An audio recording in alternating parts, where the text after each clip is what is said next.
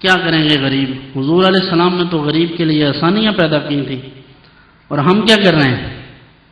ہمارے لوگ خود ہی اپنے آپ کو مشکل میں ڈال رہے ہیں، خود ہی کہتے ہیں ہم نے ایک بچڑا جو ہے وہ آپ کو دے دیا، اب گھر میں تھا ہی ایک تو وہ بھی آپ کو دے دیا، تو خود تو قربان ہو گئے آپ۔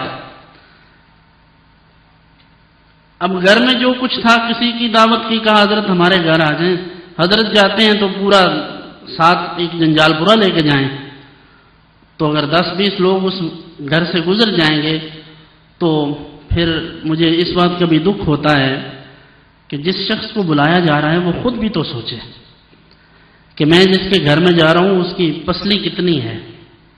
بلانے والے کی محبت ہے، لیکن اس کا مطلب یہ تو نہیں کہ ہم اس کی شہادت ہی کروا دیں، اقتصادی شہادت، کہ وہ بیچارہ اپنا قرض اتارتا رہے 6 ماہ۔ حضور علیہ السلام نے ہمیں ایسی کوئی تعلیم ارشاد نہیں فرمائی۔ میں اپنے احباب سے پہلے بھی کہا کرتا ہوں، اب بھی کہتا ہوں کہ ان چیزوں پر خرچ نہ کریں۔ آپ کے پاس پیسے ہیں تو دین کی ترویج اور اشاعت کے لیے پیسہ لگائیں۔ ارباب اختیار جو ہیں، جو اہل ثروت ہیں، ان سے بھی یہ درخواست ہے، جہاں کہیں بھی لوگ سن رہے ہیں تو میں ان لوگوں سے کہتا ہوں جو بڑی بڑی محافل کرواتے ہیں، ان میں پیسہ لگاتے ہیں، اور ان میں بہت سے لوگ وہ ہیں جو صرف اپنے گناہوں کو چھپانے کے لیے پیسہ لگاتے ہیں، سارا سال حرام کا کاروبار کرتے ہیں، سود کا لین دین، رشوت کا، اور 2 نمبر طریقے سے پیسہ کماتے ہیں، ایون شراب بیچ کے، معاذ اللہ۔ تو شراب بیچ کے یا حرام کاروبار کر کے پھر کہیں ہمارا حصہ میلاد میں ڈال لو، لا حول ولا قوت الا باللہ العلی العظیم۔ تو انہیں چاہیے کہ وہ اس بات کو سوچیں کہ وہ دین کے ساتھ مذاق کر رہے ہیں۔ اپنا پیسہ محافل پر سارا نہ لگائیں، محفل کروائیں، نعت بھی پڑھوائیں، لیکن نعت بکوائیں مت، نعت کو بیچیں مت، نہ ہی نعت کے خریدار بنیں۔ نعت خریدی نہیں جا سکتی، یہ تو کیفیت ہے جسے نصیب ہو جائے، یہ بغیر پیسوں کے ہی صحیح بنتی ہے کیفیت۔ لیکن ہماری اس قوم کا یہ حال ہے کہ نعت خانوں پر پیسے پھینک کے کہتے ہیں روحانیت میں اضافہ ہو رہا ہے، وہ کہتا ہے نور بڑا برس رہا ہے محفل پر، برسے گا جب آپ پر پیسے برسیں گے تو نور تو برسے گا۔ ہاں کسی کو ترغیب دلانا مقصود ہو تو دیں، اور میں بڑی ذمہ داری سے عرض کر رہا ہوں کہ یہ ایسی چیزیں ہیں جو ہم نے بالکل بغیر کسی وجہ کے شروع کر رکھی،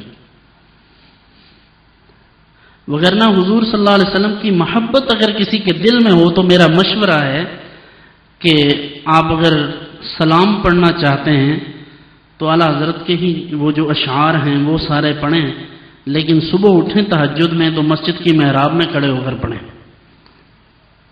ساری محبت کا پتہ چل جائے گا۔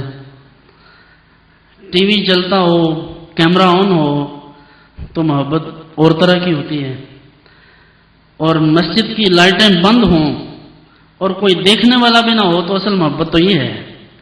پھر پڑھیں نا کتنے شعر پڑھتے ہیں، پھر مجھے سنائے نا کوئی 10 کلام۔ تو ہماری محبتوں کا یہ حال ہوتا ہے۔ ایک غریب نے کسی کو کہا حضرت 2 نعتیں پڑھ جائیں، اس نے اپنی جمع پونجی اکٹھی کی، یہ ریئل بات بتا رہا ہوں، آج ہی مجھے ایک صاحب نے بتائی، اس بیچارے نے سب اکٹھا کیا، اس کو کہا آئیں آپ نعت پڑھیں۔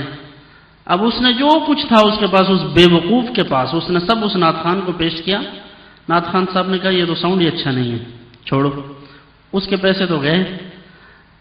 اب یہاں جو آتا ہے وہ واپس نہیں ملتا، لیکن یہ اس قوم کا علاج یہ ہے جو اب تک یہ نہیں سمجھ رہے کہ یہ کاروبار ہے، یہ نعت خوانی نہیں ہے۔ اور اہل ثروت وہ ان کو صرف شہرت چاہیے، جسے 2 لاکھ روپے ملے گا وہ تو آپ کو عاشق رسول کا ہی دے گا، جسے آپ 3-4 لاکھ روپیہ دیں گے وہ تو آپ کے ہاتھ چومے گا۔ تو یہ اہل سنت و جماعت کو بدنام کرنے کا طریقہ ہے۔ میں بھی ایک خانقاہ پر بیٹھا ہوں، ہمارے لوگ بھی انسان ہیں، یہ تو میرے آنے پہ نہیں کھڑے ہوتے، اور اگر میں چاہوں تو یہ ناچنا شروع کر دیں گے۔ تو اس کا مطلب جو الٹے کام ہوتے ہیں ہم خود کرواتے ہیں۔ ہمارے لوگوں کا مزاج ہے یہ کہ لوگ مسجدوں میں ناچیں اور محفلوں میں لوگ بھنگڑے ڈالیں۔ اب دیکھیں اس وقت کوئی بول بھی نہیں رہا، کیا ہو گیا؟ وجہ صرف یہ ہے کہ ہماری ترجیحات میں فرق ہے۔ ہمارے لوگ اگر نیک نیتی سے کام کریں تو سب کام ہو سکتے ہیں، یہ قوم کام کر سکتی ہے، لیکن ہمارے لوگوں کا مزاج نہیں بنتا۔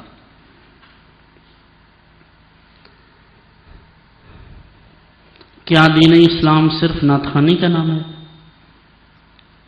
یہی حسان بن ثابت رضی اللہ عنہ جن کے اشعار ہم پڑھتے ہیں، یہ جنگ احد میں نہیں تھے؟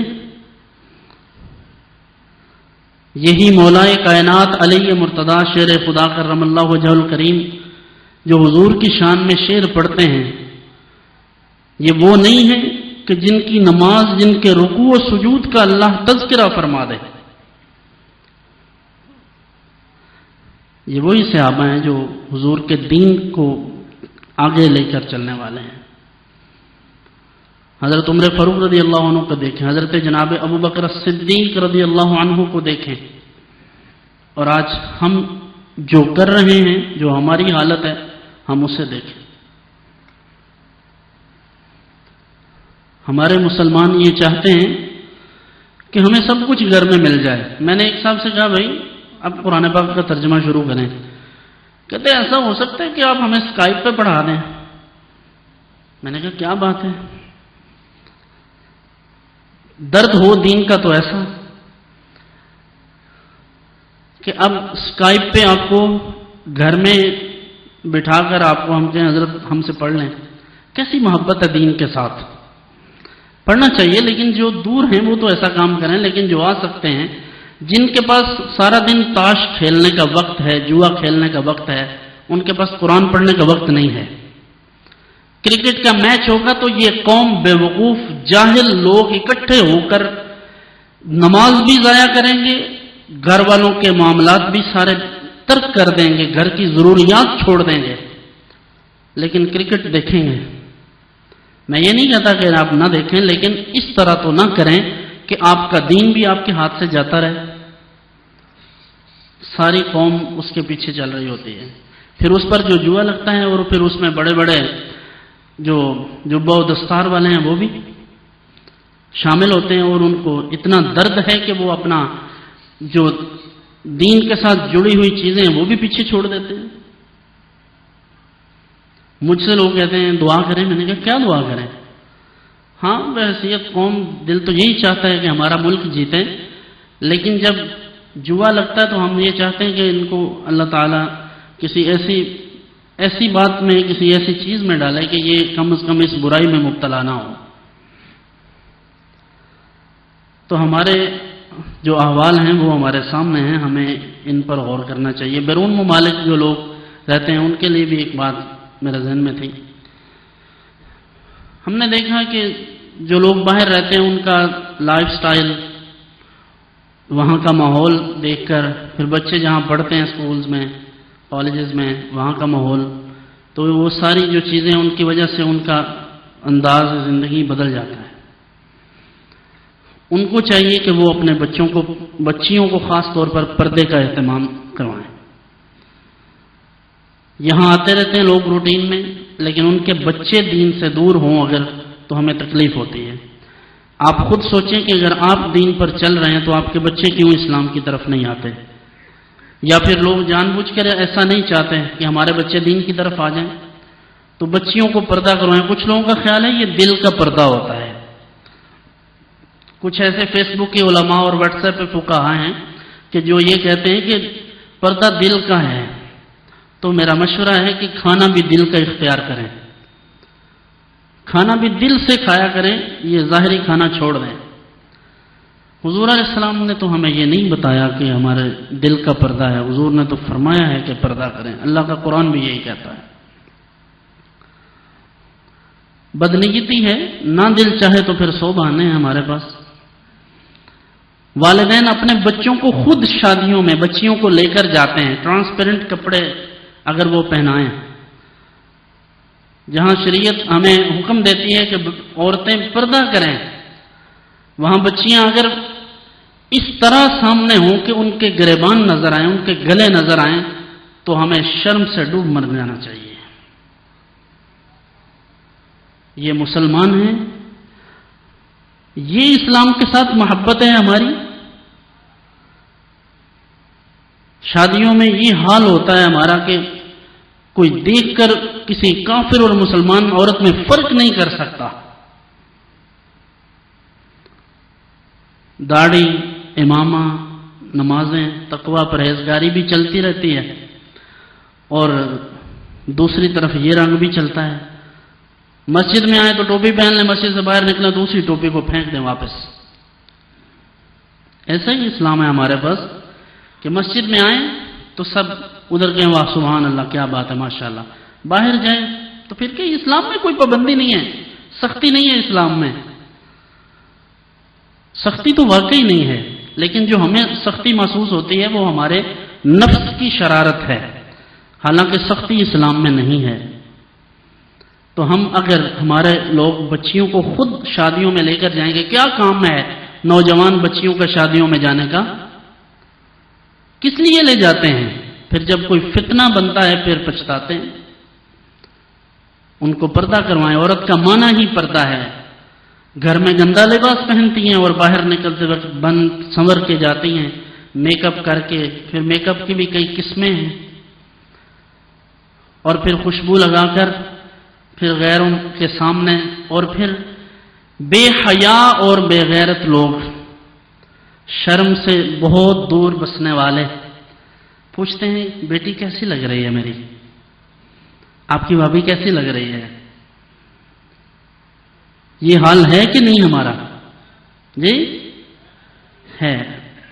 کب بہتر ہوگا؟ کون کرے گا؟ ہمیں اپنے احوال پر خود غور کرنا چاہیے۔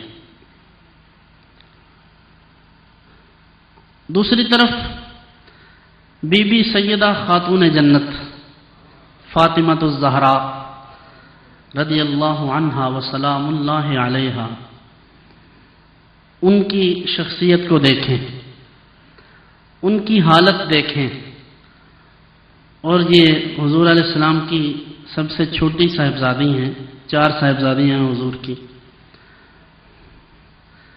تو ان کا طریقہ پردے کا، وہ تو یہ چاہتی ہیں کہ میرا جنازہ بھی کوئی غیر مرد نہ دیکھے، اور یہ وہی شخصیت ہیں کہ حضور علیہ السلام پر کسی بدبخت نے کوڑا پھینک دیا، کسی نے اجڑی پھینک دی، تو بی بی سیدہ خاتون جنت حضور کے کپڑوں کو صاف کرتی ہیں اور روتی جاتی ہیں، اور حضور فرماتے ہیں بیٹی غم نہ کرو، اللہ حفاظت فرمانے والا ہے۔ ایک ایسا بھی وقت تھا حضور علیہ السلام پر معاذ اللہ ڈائریکٹ کوڑا پھینکا گیا، صرف یہی وجہ تھی نا کہ حضور نے اللہ کی توحید کا اور اپنی رسالت کا اعلان فرمایا۔ آج ہمیں کوئی کچھ کہتا ہے، لیکن ہم گھر بیٹھے بیٹھے بھی مشکل میں ہیں۔ تو بی بی سیدہ خاتون جنت رضی اللہ عنہا سے محبت کا دم بھریں گے، ان کا نام آئے گا تو بڑے جھومیں گے لوگ، محبت ہے، لیکن ان کا طریقہ، ان کی سیرت، یہ کون اپنائے گا؟ ان کا پردہ اور ان کی طہارت، ان کی پاکی، جن کی پاکی کا خدائے پاک کرتا ہے بیان، آیا یہ تطہیر سے ظاہر ہے شان اہل بیت۔ تو یہ ان نفوس قدسیہ کا جو طریقہ ہے وہ اپنانا چاہیے، خواتین کو اپنے سامنے ان کی زندگیوں کو رکھنا چاہیے، امہات المومنین کی جو زندگیاں انہیں سامنے رکھنا چاہیے۔ اچھی تعلیم دلوائیں بچوں کو، بچیوں کو، لیکن انہیں قرآن بھی پڑھائیں، انہیں حدیث بھی پڑھائیں۔ ہزاروں احادیث پڑھی ہوئی ہیں لیکن ہم نہیں پڑھتے، ہمارے پاس وقت نہیں۔ قرآن ہمارے گھر میں پڑھا ہے، ہم کہتے ہیں مشکل بہت ہے، اور اللہ کا قرآن کیا کہتے ہیں وَلَقَدْ يَسَّرْنَا الْقُرْآنَ لِلذِّكْرِ فَهَلْ مِن مُدَّكِرٍ، ہم نے تو آسان کر دیا ہے، آپ کو کیوں نہیں یاد ہوتا؟ پیپروں کے لیے دن رات جاگیں گے، کوئی نماز کی فکر نہیں، والدہ کہتے بچے ٹینشن نہیں لینی، بس تم نے باقی سارے کام چھوڑ دو، بس پیپر کی تیاری کرو۔ اگر اسی رات مر گیا تو